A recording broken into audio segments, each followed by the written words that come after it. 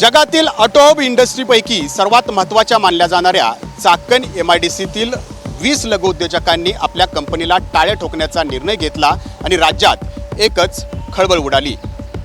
या निमित्तानं पुणे नाशिक महामार्गावरची अभूतपूर्व वाहतूक कोंडी, या मार्गावर पडलेले खड्डे आणि त्यातून होणारे अपघात याला इथला कामगार वर्ग, स्थानिक ग्रामस्थ आणि या मार्गावरून प्रवास करणारा प्रत्येक प्रवासी किती हैराण झाला असेल हे तुमच्या लक्षात आलंच असेल।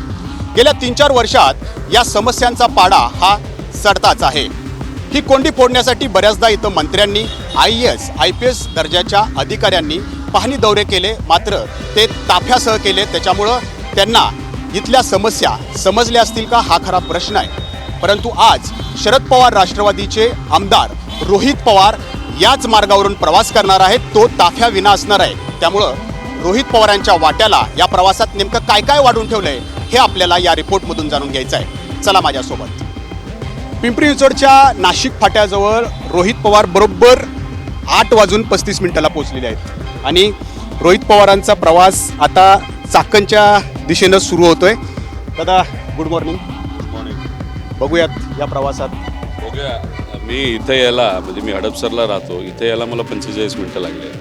आता सकाळची 8ची वेळ, 8 आणि इथं 8:45ला मी पोचलेलो आहे।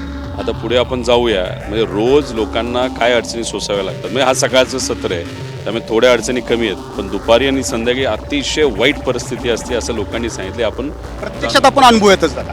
चला, नाशिक फाटा ते चाकण हे अवघं 20 किलोमीटरचं अंतर आहे। एरवी आपण कुठल्याही महामार्गावरनं प्रवास केला तर 25 मिनटं खूप आणि पुरेसे झाले, परंतु प्रवास पुणे नाशिक महामार्गावरून करायचा आहे। इथल्या अभूतपूर्व वाहतूक कोंडीची जाणीव मला वाटते आता सगळ्यांनाच झालेली असेल आणि याच 20 किलोमीटरच्या प्रवासासाठी रोहित पवारांना किती वेळ लागतो, इथं जे लाखो कामगार म्हणजे 10 लाख कर्मचारी रोज जे प्रवास करतात त्यांच्या वाट्याला जे येतं तेच रोहित पवारांना भोगावं लागतंय का हे आपल्याला पाहायचं आहे। आणि तिथं म्हणजे चाकणच्या मुख्य चौकात ते किती वाजता पोहोचतात याची वेळ पण आपण जाणून घेणार आहोत। आणि या दरम्यान काय काय या मार्गावरती घडतंय, कुठं खड्डे आहेत, कुठं वाहतूक कोंडी होतीये आणि त्या दरम्यान त्या समस्या कशा सोडवता येतील आणि प्रशासन ते सोडवेल का हे सगळं आपल्याला जाणून घ्यायचं आहे। प्रवास सुरूच आहे, बघूयात काय काय होतं।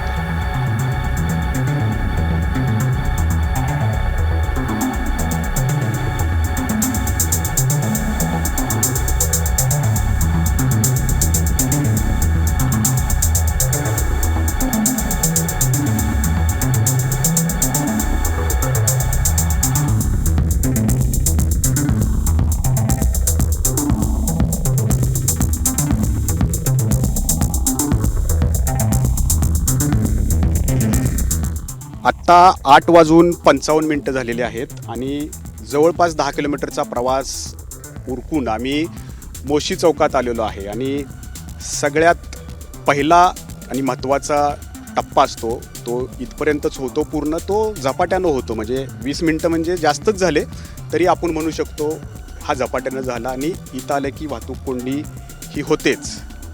दादांशी आपण बोलूयात। दादा, 20 मिनटं लागले 10 किलोमीटरला, काय अनुभवलं तुम्ही या सगळ्या प्रवासात? आता बघा, आता इथे आपण गुगल मॅप्स लावलेला आहे आणि 10 किलोमीटरचा प्रवास 22 मिनटामध्ये आपण केला। आता हा पुढचा 10 किलोमीटरचा प्रवास तुम्ही जर बघितला असेल 50-55 मिनटं तिथं दाखवत आहे। म्हणजे त्याचा अर्थ 1 तासावरनं पुढेच आपण तिथं जाणार आहोत। आता ही सकाळची वेळ, ही आत्ताची परिस्थिती आहे, संध्याकाळी काय परिस्थिती असेल तुम्ही बघा। आणि मग हेच तर त्या सगळ्या इंडस्ट्रीमध्ये काम करणाऱ्या लोकांचं मत आहे, मालकांचं मत आहे की आमची लोक यायला उशीर होतो दुसऱ्या शिफ्टला आणि तिसऱ्या शिफ्टला, आणि आमचा माल अडकून बसतो बनलेला आणि रॉ मटेरियल, त्यात आम्हाला अडचणी येतात। आणि हे जे काय बोललं आहे ते वस्तुस्थिती सांगितली आहे। पण जेव्हा उदय सामंतांना हा प्रश्न केला तेव्हा ते म्हणाले की ह्यात कुणी राजकारण करू नये। आता राजकारण तर आम्ही कुणीच काही स्टेटमेंट दिलं नव्हतं, व्यावसायिकांनी स्टेटमेंट दिलं होतं, त्यात त्यांना राजकारण दिसत असेल तर हे योग्य नाही। ही वस्तुस्थिती आहे। तुमच्या मदतीने, तुमच्यासारख्या चॅनलच्या मदतीने आता हे जे काय खरं रोज दैनंदिन जीवनामध्ये यांना सोसावं लागतं हे आता लोक तुमच्या चॅनलच्या माध्यमातून जे चाकणमध्ये राहत नाहीत, पिंपरी चिंचवडमध्ये राहत नाही, यांना आता बघायला मिळतंय। तुम्ही विचार केला होता की आताचा 20 मिनिटात प्रवास होईल आणि आता जे गुगल मॅपमध्ये दाखवते 10 किलोमीटरच्या प्रवासासाठी आता 40-45 मिनटं दाखवते. नाही आता बघा ना, म्हणजे हे आश्चर्यचकित आहे. 10 किलोमीटरला 42 मिनटं. जर कुणी चालत गेलं तरी वेळेवर जाईल अशी आत्ता तिथं परिस्थिती आहे. आणि या सगळ्या गाड्या आता अडकल्यासारख्या आपल्याला दिसत आहेत. आणि हे रोजचं आहे. रविवार सोडला कदाचित तर हे रोजची अशी परिस्थिती असते. आणि एवढा प्रवास करायला जर एवढा वेळ लागत असेल तर मग कामावर पण काही लोकांचं लक्ष लागणार नाही, हे साहजिकच आहे. तर 10 किलोमीटरचा आपला प्रवास झालेला आहे आणि मोशी इथं पोहोचल्यानंतर आपल्याला पहिल्यांदा ट्रॅफिक लागले. पुढं बघूयात काय होतंय अजून.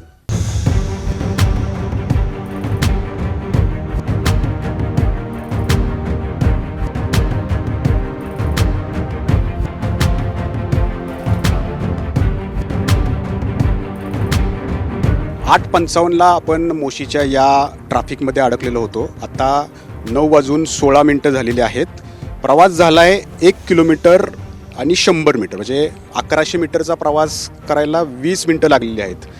दादा, 10 किलोमीटर आपण नाशिक फाट्यापासून मोशीपर्यंत यायला 20 मिनटं लागले आणि 1100 मीटरसाठी परत 20 मिनटं लागले. आणि पुढेही अजून म्हणजे आपल्याला असं वाटत होतं की आपण पुढचे 10 किलोमीटर 45 मिनटात करू. पण आता पुढचे जे काही 8.5-9 किलोमीटर आहे त्याला अजून 40 मिनटं आपल्याला पुढं दिसतं आहे. म्हणजे हा वेळ कापलाच जाऊ शकत नाही, इतकं ट्रॅफिक आपल्या सगळ्यांना तिथं बघावं लागतं. म्हणजे 1 किलोमीटर कवर करायला जर 20 मिनटं लागत असतील तर मग रोज हा खूप मोठा मनस्ताप आहे जो या कामगारांना, व्यावसायिकांना, बिझनेस ओनर्सला ह्यांना त्या ठिकाणी जो अनुभवायला लागतोय.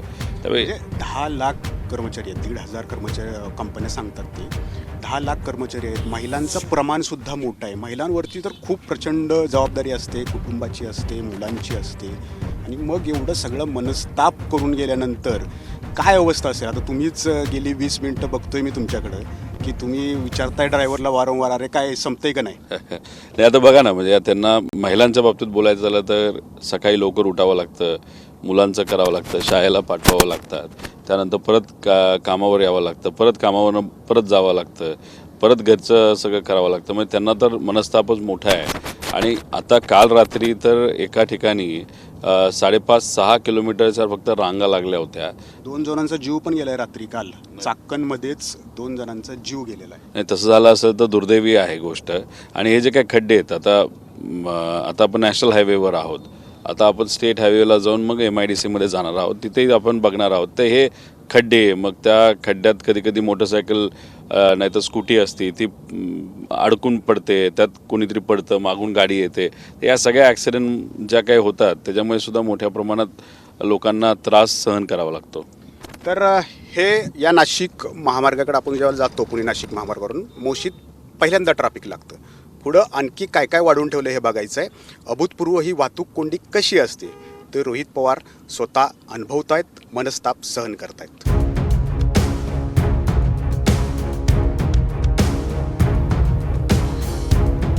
नऊ वाजून 16 मिनिटाला आपण ट्रॅफिकमधून बाहेर पडलो होतो आणि पुढं 5 मिनिटात आल्यानंतर पुन्हा एकदा इथं आपण बघतोय की वाहतूक कोंडी लागलेली आहे. चिंबळी फाटा याला म्हणतात. आणि इथं आता किती वेळ जातोय आपल्याला पाहायचं आहे. अवघं 1.5 किलोमीटरचा प्रवास 5 मिनिटामध्ये झाला आहे. परंतु आता पुन्हा एकदा हा दुसरा टप्पा असतो जिथं मोठी वाहतूक कोंडी होते. आणि ती दृश्य आपण पुढं या ठिकाणी कॅमेरामॅनला सांगेन की ते दाखवतील की कशी ही पुढची वाहतूक कोंडी आहे आणि यामध्ये आता आपल्याला किती वेळ लागतो हे पण आपण जाणून घेणार आहोत.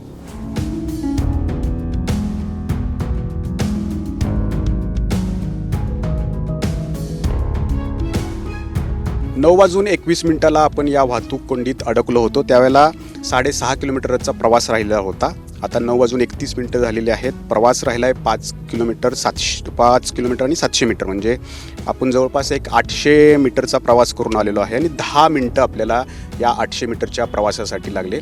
सुदैव म्हणायचं थोडं या वाहतूक कोंडीतून लवकर सुटलो. नाही आता काय झालं की प्रेस कॉन्फरन्सेस झाल्यानंतर आता बऱ्यापैकी ट्रॅफिक पोलीसचा वापर करून मेन ट्रॅफिकला तिथं कुठेतरी हात घातला आहे असं आपल्याला जाणवतं आहे. पण तरीसुद्धा हा जो टाईम आपल्याला लागला तोही जास्तच आहे ना. आणि अजूनपर्यंत आपण MIDC पर्यंत पोचलोच नाही. MIDCला पोचता अजून मेन चौक आहे चाकणचा, त्यानंतर MIDCमध्ये आपण जाणार आहोत. त्यामुळे ह्या सगळ्या ज्या काही गोष्टी आहेत ना, ह्या कुठं ना कुठं तरी दैनंदिन, म्हणजे आता कालच एक व्हिडिओ आपण बघितला, म्हणजे तिथे 1.5 किलोमीटर का 2 किलोमीटरचा प्रवास करायला 3 तास लागत होते. हा कालचाच व्हिडिओ आहे. त्यामुळे संध्याकाळची परिस्थिती काय, दुपारची परिस्थिती काय, कुठल्या वारला कुठलं. आता मंत्री महोदय येत आहेत रविवारी तर ट्रॅफिकच नसतं, आणि रविवारी येऊन ते म्हणणार कुठे ट्रॅफिक, मला काहीच लागलंच नाही, आणि त्यात ते ताफ्यात येणार पोलिसांचा वगैरे. आपण तर नॉर्मल चाललो आहे गाडीत. त्यामुळे आपल्याला जे अनुभवायला मिळते ते लोकांना रोज रोज तिथं अनुभवायला मिळतं. बरोबर आहे. तर हा प्रवास जो आहे तो विना ताफ्यानं सुरू आहे. त्याच्यामुळं ही वाहतूक कोंडी होती आणि त्याला रोहित पवार सामोरे जात आहेत. कारण रोज इथून जाणारा कामगार वर्ग असेल, ग्रामस्थ असेल आणि प्रवासी असतील, त्यांच्या वाट्याला हेच येतं जे रोहित पवार दाखवण्याचा प्रयत्न करत आहेत.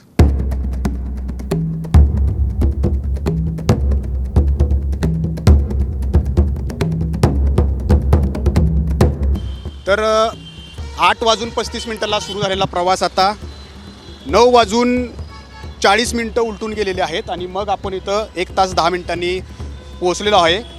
पण दादा, हा जो चौक आहे एरवी कधीही उद्यात इथं वाहतूक कोंडी असते. आज आश्चर्य म्हणावं लागेल, इथं वाहतूक कोंडीच नाही. आता कसं आहे की काल आपण जाहीर केलं होतं आपण इथे येतोय आता, आणि आम्हाला जे कळालेलं आहे की रात्रीपासूनच बऱ्यापैकी पोलीस प्रत्येक चौकांमध्ये नियोजनामध्ये आहेत. ट्रॅफिक अडलं नाही पाहिजे, ट्रॅफिक अडलं नाही पाहिजे. मग आमचं हेच मत आहे की मग ही जी आजची परिस्थिती आहे ती पण वाईटच आहे. म्हणजे 20 किलोमीटर प्रवास करायला 1.5 तास आपल्याला लागला, तसा हाही प्रवास जास्त वेळच लागणार आहे, पण रोज 2.5 तास लागतात. आणि मग जे काय आज नियोजन केलेलं आहे असंच नियोजन रोज करायला काय हरकत आहे. त्यामुळे आम्हाला प्रशासनाला हे सांगायचं आहे, आजची जी परिस्थिती आहे त्याच्यापेक्षा अजून चांगली परिस्थिती दररोज कशी राहील हे तुम्ही बघा. आणि तुम्हाला इच्छाशक्ती दाखवली तर सगळं शक्य आहे. सगळं शक्य आहे. आता तुम्हाला वाटत असेल विरोधातला एक आमदार रोज आला पाहिजे, तर इथं येऊन चौकात थांबेल आणि तो तुम्ही तिथं सगळं नीट ठेवा. कारण का कसं आहे की रोज 2.5-3 तास एवढ्या प्रवासाला लागत असेल हे योग्य नाही. आज 1.5 तास लागत आहेत, कमी वेळ लागला आज नेहमी प्रमाणेपेक्षा. म्हणजे नियोजन केले तर असंच नियोजन रोज असावं असं आमचं म्हणणं आहे. दादा, तुम्ही विना ताफ्याचा हा प्रवास केला आहे. म्हणजे खरं तर इथं अनेक मंत्री येऊन गेलेले आहेत, IAS दर्जाचे अधिकारी, IPS दर्जाचे अधिकारी, ह्यांचे जे दौरे झालेले आहेत. आणि आता रविवारी आपण बघतो की उदय सामंतसुद्धा येणार आहेत. ताफा असणार आहे, यंत्रणा सज्ज असणार आहे. आणि मग त्यावेळेला काय अनुभव हा येईल का तुम्हाला? 1 तास 5 मिनटं जे तुम्हाला एवढं नियोजन केल्यानंतर सुद्धा लागलेलीच आहेत. अरे आता उदय सामंतांना मला सांगायचं रविवारी कशाला येत आहे तुम्ही? जेव्हा सगळ्यात जास्त ट्रॅफिक असतं, जेव्हा सुट्टी नसते त्या दिवशी या ना. रविवारी तुम्ही येत आहे काय? म्हणजे आता तुम्ही जर बघितलं तर आज शुक्रवार आहे, उद्या 15 ऑगस्ट आहे, मग शनिवार आहे, रविवार आहे, लॉंग वीकेंड आहे. त्यामुळेच कदाचित ट्रॅफिक कमी असू शकतं. आणि तुम्ही रविवारी येणार ते सुद्धा ताफ्यासकट येणार, आणि मग तुम्हाला तिथं कमी ट्रॅफिक दिसलं की कुठं आज ट्रॅफिक होतं असं तुम्ही जर बोलणार असाल, जसं काही दिवसांपूर्वी बोलले की हे जे व्यावसायिक बोलत आहेत ते राजकारण करत आहेत, म्हणजे चुकीचं वक्तव्य होतं. आणि दुसऱ्या बाजूला मुख्यमंत्री म्हणतात की चाकणमध्ये खरंच अडचण आहे. म्हणजे मुख्यमंत्र्यांनीच उदय सामंतांना तोंडावर पाडलं असं आपल्याला म्हणावं लागेल. आणि रविवारी येऊन तुम्ही जर म्हणलात ट्रॅफिकच नव्हतं, कारण का तुमच्याकडे एकतर ताफा असणार, पोलीस प्रशासन आधीच ट्रॅफिक मोकळं केलेलं असेल, आणि तिसरं रविवार आहे. त्यामुळे उगाच रविवारी येऊन काहीच प्रॉब्लेम नाही असं जर त्यांनी वक्तव्य केलं हे चुकीचं असू शकेल. दादा, पण काय मनस्ताप झाला तुम्हाला या आत्ताच्या 1 तास 5 मिनिटाच्या प्रवासामध्ये? काय मनस्ताप झाला आणि काय भोगत असतील हे सगळे इथले जनता? आता चाकण चौकात आपण आलो आहे, इथून अजून 5 किलोमीटर आत MIDC आहे. त्यामुळे एकतर इथं रस्ते जे आहेत जे ज्या पद्धतीने बाहेर नॅशनल हायवेचे चांगले बाहेर ते नाही आहेत, आणि MIDCमध्ये आम्ही जे ऐकलेलं आत खड्डेसुद्धा आहेत. त्यामुळे एक तर मनस्ताप झाला, वेळ लागला, महत्त्वाचा जो वेळ असतो तो आपला निघून गेला. आपल्याला कार्यक्षमता तुमची जी असते ती कमी झाली.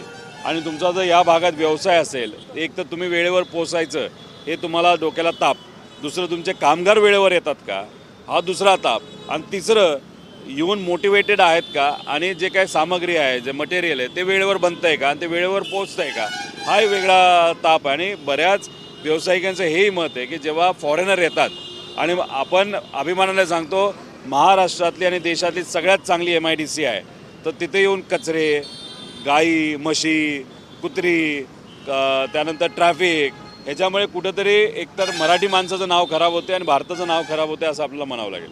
गेल्या वर्षी 8 ऑगस्ट 2025 त्याच दिवशी अजितदादा याच ठिकाणी त्यांनी येऊन पाहणी केलेली होती.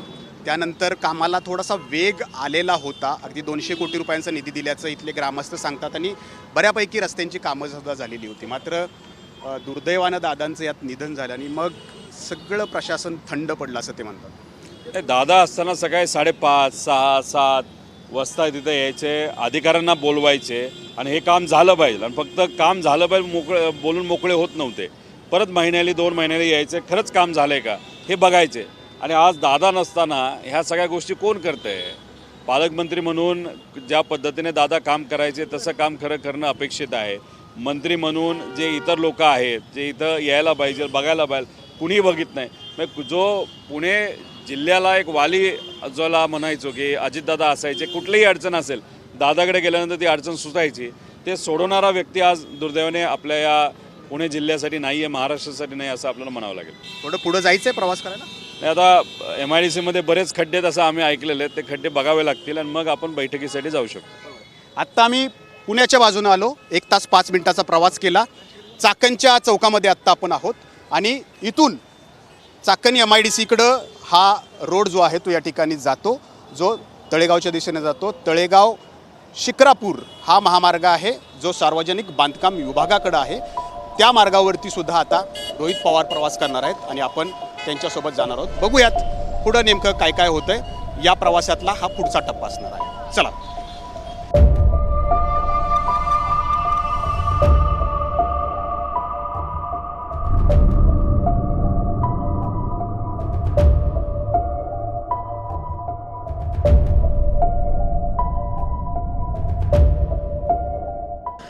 चाकण MIDCमध्ये स्वतः रोहित पवार या ठिकाणी आलेले आहेत, पाहणी करतायत.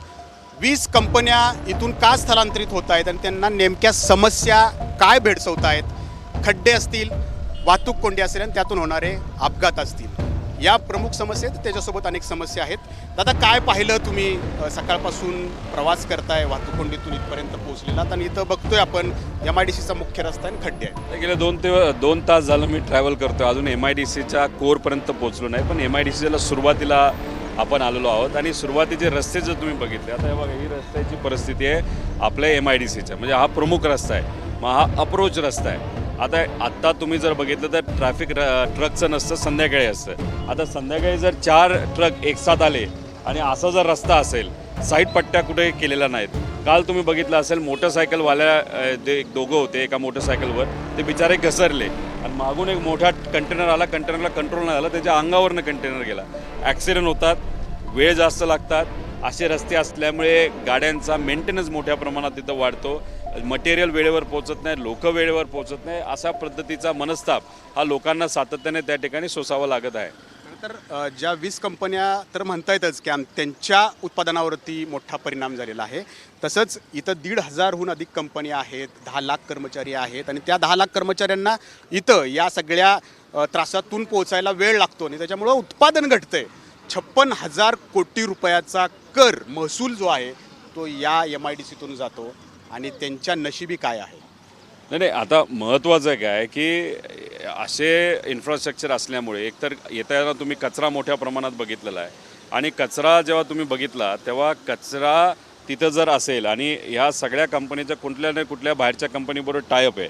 जसं तुम्ही म्हणता की इथं प्रोडक्शन जर वाढलं तर टॅक्ससुद्धा मोठ्या प्रमाणात मिळणार, नोकऱ्या तिथे मिळणार आहेत आणि मग या बाहेरच्या कंपन्या इथं आल्यानंतर जर कचरा बघणार असतील, खराब रस्ते बघणार असतील, ट्रॅफिक बघणार असतील, ते म्हणतील इथं येण्यापेक्षा आपण जाऊ दुसऱ्या राज्यामध्ये.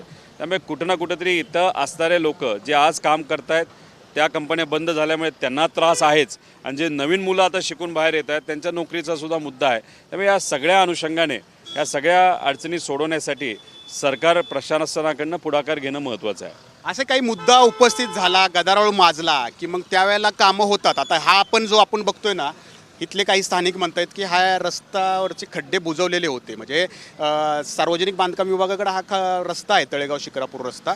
आणि आता काय परिस्थिती आहे? नाही, आता काय काल सकाळी बऱ्याच लोकांना कळालं की आपण इथं येतो आहे.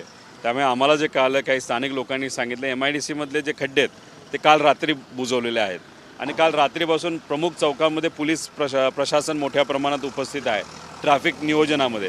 त्यामुळे आमचं म्हणणं आहे की समजा विरोधातला एखादा आमदार मीडिया जर तिथे येणार असेल आणि त्यासाठी तुम्ही असं जल्लद गतीने काम करणार असेल तर रोज काम करायला काय हरकत आहे. म्हणजे इच्छाशक्ती दाखवली तर नाही, इच्छाशक्ती असेल नाही तर दबाव आला त्यांच्यावर तर ते काम करतात. त्यामुळे मला या सगळ्या व्यावसायिकांना सांगायचं आहे की तुम्ही दबाव निर्माण करा, आम्ही तुमच्याबरोबर आहे, मग या प्रॉब्लेम सुटतील. आम्हाला हेही कळतं आहे की ज्या लोकांनी आवाज उठवला त्या लोकांना बऱ्याच लोकांचे फोन गेले की तुम्ही का बोलताय, तुम्हाला अडचणी येऊ शकतात, तुमच्या धंद्याला प्रॉब्लेम येऊ शकतात. त्यामुळे धमक्यासुद्धा काही लोकांना दिल्या गेल्यात असं आम्हाला काय. या 20 लघु उद्योजकांवर दबाव टाकायला सुरुवात झाली. त्यातले काही लोक आज भेटणार होते आम्हाला, पण त्यांना उद्योगमंत्री आणि त्यांच्या कार्यालयातून फोन गेले. त्यानंतर त्यांच्यातले काही लोक म्हणतात की आता आम्ही भेटू शकत नाही, पण बाकी भेटत आहेत, त्यांच्याशी आम्ही बोलणारच आहोत. तर हे आपण बघतोय की काय परिस्थिती आहे आणि हेच वास्तव जे आहे ते गेल्या 10-12 दिवसापासून आपण ABP माझावरती या ठिकाणी मांडतोय आणि हीच रियालिटी चेक करण्यासाठी स्वतः रोहित पवार या ठिकाणी आलं आणि वस्तुस्थिती आपण इथं बघतोय काय आहे. आणि रोहित पवार इथं आलेत त्या 20 लघु उद्योजकांना भेटायला जे कंपन्या स्थलांतरित करणार आहेत, मात्र त्यांतल्या काहींना दमदाट्या केल्याचा आरोप या ठिकाणी रोहित पवार करत आहेत. त्यामुळे त्यातले काही उद्योजक जे आहेत ते येणार नाही आहेत, काही उद्योजक त्यांना भेटणार आहेत. ते काय समस्या मांडतात आणि पुढं काय घडामोडी घडतात हे पाहणं महत्त्वाचं राहणार आहे. कॅमेरामन अमोल गवाळेसह नाजिमुल्ला, ABP माझा, चाकण MIDC.